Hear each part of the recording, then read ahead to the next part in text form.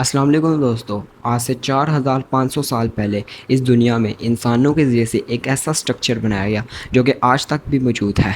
और पिछले 4000 सालों में ये इंसानों के ज़रिए से बनाया गया दुनिया का सबसे बड़ा स्ट्रक्चर है। मैं बात कर रहा हूँ the great pyramid of Giza. आज हम आपको बताएंगे इसकी हिस्ट्री के बारे में और बताएंगे कि ये क्यों बनाया गया और किस तरह से बनाया गया। तो चलिए स्टार्ट करते हैं।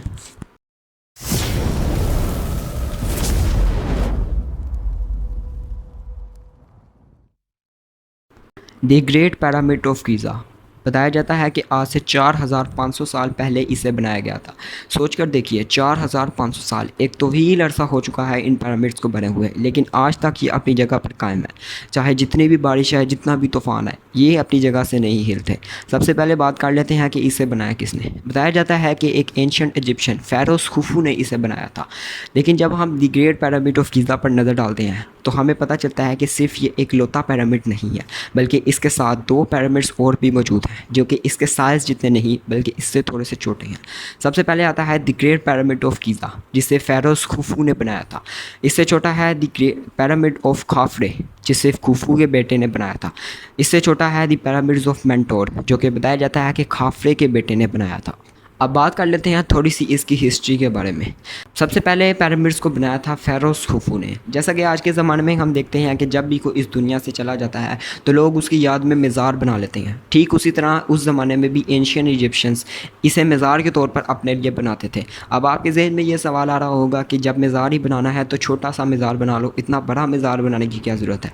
तो इसका जवाब यह है कि वो इसे सिर्फ अपना मज़ार बनाने के लिए नहीं बनाते थे, बल्कि वो इसमें अपना ज़रूरियात का सारा सामान, खाना पीना और दूसरी चीज़ें भी इसमें जमा करते थे। दरअसल उनका ये दावा था कि जब हम मर जाएंगे और यहाँ दफन किए जाएंगे तो उसके बाद हम इन चीज़ों को इस्तेमाल कर कर अपना गुजारा करेंगे और अपनी ज़िंदगी गुजारेंगे। लेकिन ये उनका सिर्फ एक झूठा दावा था और कुछ नहीं। बात कर लेते हैं कि इस पिरामिड को किस तरह से बनाया गया, क्या क्या प्रोसेस था इसको बनाने के लिए और किन किन चीज़ों का इस्तेमाल किया गया। ये बात है 4500 साल पहले की, जब ना लोगों के पास कोई टेक्नोलॉजीज़ थी, ना लोगों के पास क्रेन्स थे, यहाँ तक कि उनके पास व्हील्स तक नहीं थे जिसके वजह से वो सामान को एक जगह से दूसरी जगह लेकर जा सकते हैं। इस पिरामिड की हाइट बताई जाती है 146 मीटर। इस पिरामिड की पिक्चर्स में आपने देखा कि इसको बनाने के लिए बड़े बड़े लाइमस्टोन ब्लॉक्स का इस्तेमाल किया गया था, जिसका वज़न 2.5 टन्स था। और इस पिरामिड की कंस्ट्रक्शन के लिए टोटल 2.3 मिलियन लाइमस्टोन ब्लॉक्स का इस्तेमाल किया गया था। कुल मिलाकर इस पिरामिड का टोटल वज़न 6 लाख टन है, जिसको आप कंपेयर करें आज की सबसे बड़ी बिल्डिंग बुर्ज खलीफा से, जिसका टोटल वज़न 5 लाख टन है। ग्रेट पिरामिड ऑफ गीज़ा दोस्तों, बताया जाता है कि इसको बनाने के लिए कम से कम 20 साल का अरसा लगाया गया था। एक सर्वे के मुताबिक इसको बनाने के लिए कम से कम हर रोज़ 20,000 से 30,000 लेबर्स काम करती थी। एक और बहुत ही ज़्यादा मिसकंसेप्शन थ्योरी यहाँ ये है कि इसको बनाने के लिए बहुत ही स्लेव लेबर का इस्तेमाल किया जाता था, मगर ये बात बिल्कुल गलत है। एक सर्वे के मुताबिक इसको बनाने के लिए हाई स्किल्ड लेबर को बुलाया जाता था और उनको खाने के लिए अच्छी खुराक दी जाती थी ताकि वो सेहतमंद रहें और इस काम को पूरा कर सकें। अब बात कर लेते हैं कि क्या क्या इस्तेमाल हुआ इसको बनाने के लिए और किस तरह इनको पत्थरों को इनकी जगह पर रखा गया। इसको बनाने के लिए 5.5 million tonne limestone, 8,000 tonne granite और 5 लाख टन मोर्टार का इस्तेमाल किया गया था। अब सवाल ये आता है कि इन पत्थरों को तोड़ा किस तरह से जाता था। तो कॉपर उस वक़्त में बहुत कॉमन मेटल था, तो जो टूल्स बनते थे वो कॉपर के होते थे और कॉपर की मदद से ही इन पत्थरों को तोड़ा जाता था। जो हार्ड पत्थर होते थे जैसा कि ग्रेनाइट वगैरह, उनको डोलराइट की मदद से तोड़ा जाता था। सवाल ये आता है कि इन्होंने पत्थरों को पिरामिड्स के ऊपर किस तरह से चढ़ाया। तो इसका जवाब यह है कि 2015 में इंग्लिश और फ्रेंच आर्कियोलॉजिस्ट ने इजिप्ट में 4500 साल पुराना एक वुडन स्लोप डिस्कवर किया, जिसका नतीजा ये निकाला गया कि इन्होंने पत्थरों को पिरामिड्स के ऊपर चढ़ाने के लिए स्लोप का इस्तेमाल किया। ठीक इसी तरह जिस तरह आप अभी ड्राइंग में देख सकते हैं, इन्होंने एक और टेक्निक का भी इस्तेमाल किया और इस टेक्निक को डिस्कवर किया गया जोसेफ वेस्ट के द्वारा 2014 में।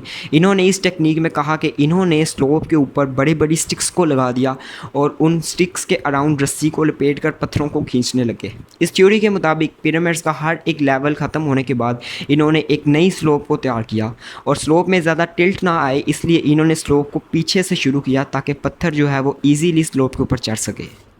The great pyramid of Giza, जो कि दुनिया के 7 अजूबों में से एक है। अब आप सोचेंगे कि इसमें ऐसी क्या ख़ास बात है जो इसे दुनिया के 7 अजूबों में शामिल किया गया। दुनिया के 7 अजूबों में कोई ऐसी ख़ास बात ज़रूर है जिसकी वजह से उन्हें इसमें शामिल किया गया है। The great pyramid of Giza को बनाने के लिए 20 साल का अरसा लगाया गया और हर दिन में 20,000 से लेकर 30,000 लेबर काम करती थी। अब आप इसका अंदाज़ा लगाएं तो आपको मालूम होगा कि ये लोग हर 3 मिनट में एक पत्थर को पिरामिड के ऊपर फिक्स करते थे।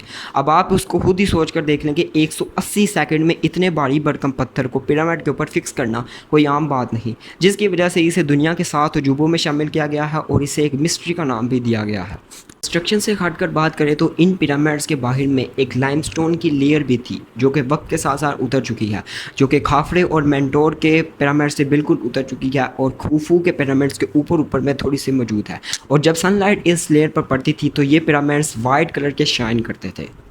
अब एक और इंटरेस्टिंग बात आपको यहाँ बताते चले तो ये तीनों पिरामिड्स चारों डायरेक्शन में डायरेक्ट अलाइन करते हैं, यानी कि इन पिरामिड्स में हल्का सा भी टिल्ट नहीं है, ये चारों डायरेक्शन में एक्यूरेटली अलाइन करते हैं। 1989 में रॉबर्ट बोवेल ने एक कॉन्स्टलेशन थ्योरी को एक्सप्लेन किया। इनका कहना यह था कि जो इजिप्शियंस थे वो एस्ट्रोनॉमी को जानते थे और इन्होंने स्टार्स की डायरेक्शन को देखकर इन पिरामिड्स को डिज़ाइन किया। अब ये सिर्फ एक थ्योरी है, अब इस बात में कितनी सच्चाई है ये बात किसी को नहीं पता। तो ये थी दोस्तों आज की वीडियो इन्फॉर्मेटिव लगी हो तो लाइक लाजमी कीजिएगा और हमारे चैनल इन्फॉर्मेटिव एंड टेक को सब्सक्राइब भी लाजमी कीजिएगा। मिलते हैं एक नई वीडियो के साथ। अल्लाह हाफिज़।